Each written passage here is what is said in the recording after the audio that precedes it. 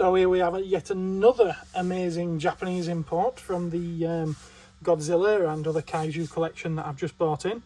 This one's a alarm clock. It's a made in China one. It is an official Godzilla piece. Change the time and everything back there by removing the back and the tail. The best part is the alarm.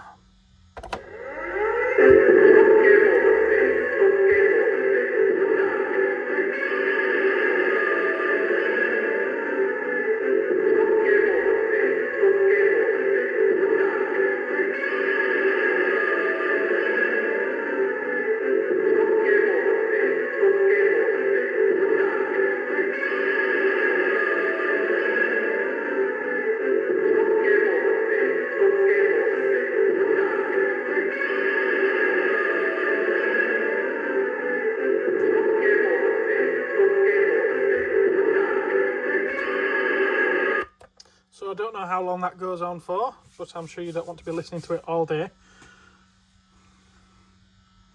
But I have to say I really love this piece.